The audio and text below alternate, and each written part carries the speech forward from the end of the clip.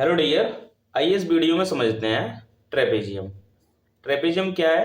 Trapezium एक समलंब चतुर्भुज है जो कि ट्रेपेजियम की opposite side, opposite in the sense दो साइड उसमें पैरेलल होती हैं, जैसे कि ए बी सी डी के पैरेलल है। अब इसके एरिया की बात आती है कि इसका एरिया क्या होगा। एरिया है area 1/2 sum of parallel side, sum of parallel sides into distance between parallel side।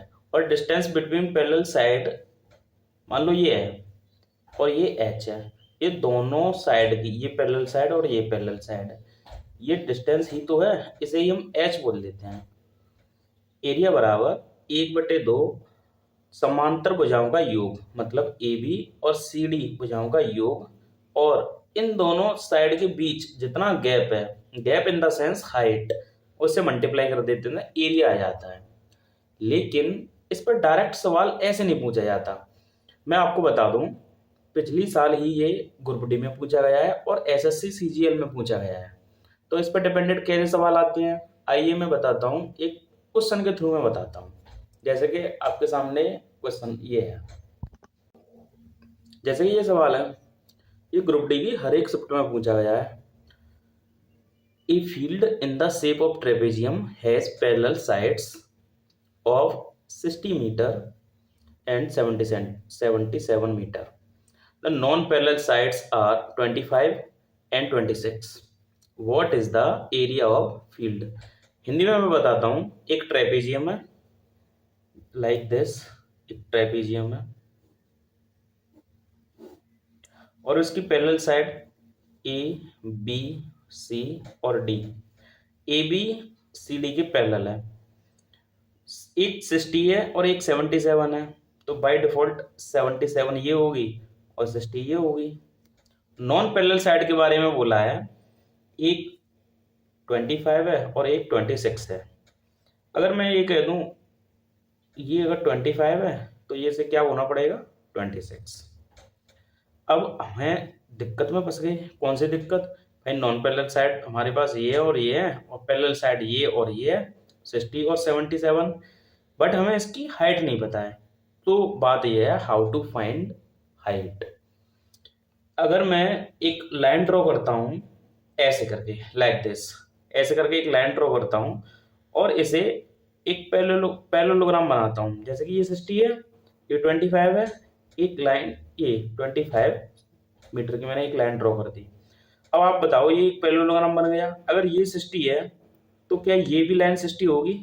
ये 60, जैसे मैं अगर ई नाम दे दूं तो डी ई जो कि 60 होगी, बिल्कुल। अब एक लाइन ऐसे मैं ड्रॉ करता हूं जो कि ये परपेंडिकुलर है। अगर मैं एफ नाम दे देता हूं, ये परपेंडिकुलर मैंने लाइन ड्रॉ कर दी बी एफ। अब ये 90 बना, ये एंगल 90 बना।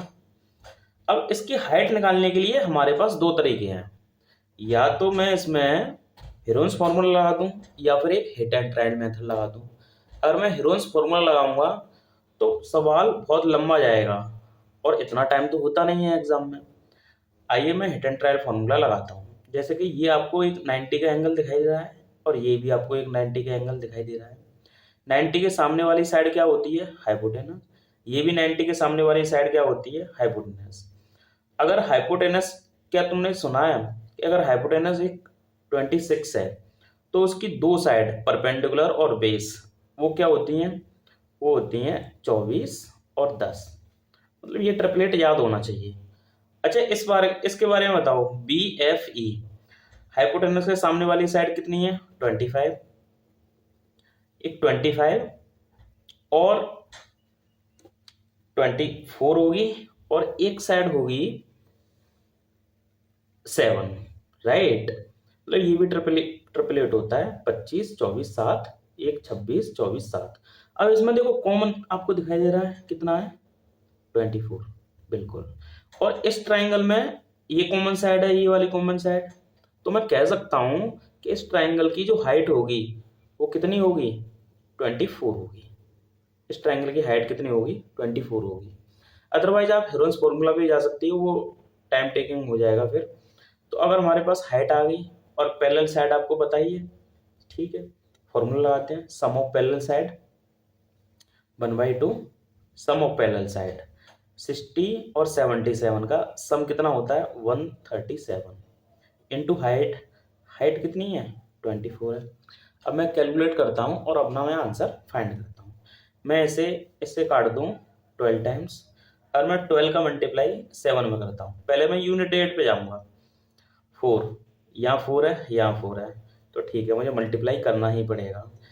अब समझो मल्टीप्लाई कैसे किया जाएगा। पहले ये 137 है, ये 12 है। आप एक काम कर लो, 137 इसे 10 + 2 में ब्रेक कर लो। अब ये 13 70 इतना हो जाएगा। अब 137 का डबल, 137 का डबल कितना होता है, 137 का डबल होगा 14 कैरी 1। अगर मैं इसका प्रोडक्ट करता हूं 37 10 + 2 ये कितना हुआ, आपका आंसर होगा ये 1644 सॉरी अगर मीटर स्क्वायर है तो मीटर स्क्वायर होगा। Okay, I hope this concept will be